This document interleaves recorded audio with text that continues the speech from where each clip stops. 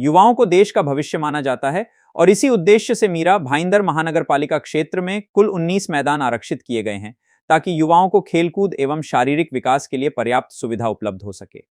किंतु वर्तमान स्थिति यह प्रश्न खड़ा करती है कि क्या ये आरक्षित मैदान वास्तव में अपने मूल उद्देश्य के अनुरूप नागरिकों, विशेषतः युवाओं के लिए उपलब्ध हैं? विभिन्न स्तरों पर प्राप्त सूचनाओं एवं चर्चाओं के अनुसार इन मैदानों के उपयोग में नियमों एवं शर्तों का गंभीर उल्लंघन किया जा रहा है। विशेष रूप से महानगर पालिका कमिश्नर राधा विनोद शर्मा द्वारा दिनांक 14 दिसंबर 2025 को पारित एडमिनिस्ट्रेटिव रेजोल्यूशन नंबर 376 के माध्यम से आरक्षित मैदानों के संरक्षण एवं अतिक्रमण हटाने हेतु स्पष्ट दिशा निर्देश जारी किए गए थे।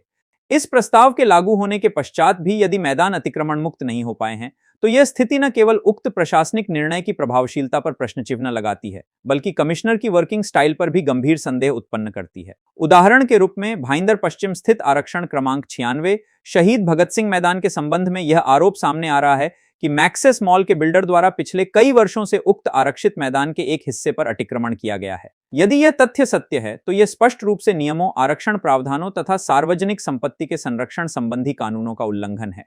इस संदर्भ में यह भी उल्लेखनीय है कि अतिक्रमण हटाने में निरंतर विलंब के कारण न केवल युवाओं के खेल एवं विकास के अधिकार प्रभावित हो रहे हैं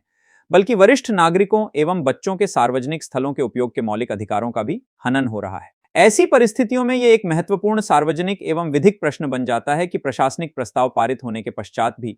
यदि उसका प्रभावी क्रियान्वयन नहीं हो रहा है तो इसके लिए उत्तरदायित्व किसका निर्धारित किया जाए? क्या यह दायित्व कमिश्नर राधा विनोद शर्मा का है या क्षेत्रीय जनप्रतिनिधियों जैसे नरेंद्र मेहता एवं प्रताप सरनाइक का? उपरोक्त तथ्यों को ध्यान में रखते हुए यह आवश्यक हो जाता है कि संबंधित प्रकरण की निष्पक्ष जांच कराई जाए तथा यदि अतिक्रमण की पुष्टि होती है तो उसे तत्काल प्रभाव से हटाकर आरक्षित मैदानों को उनके मूल स्वरूप में बहाल किया जाए जिससे नागरिकों के अधिकारों की रक्षा सुनिश्चित हो सके।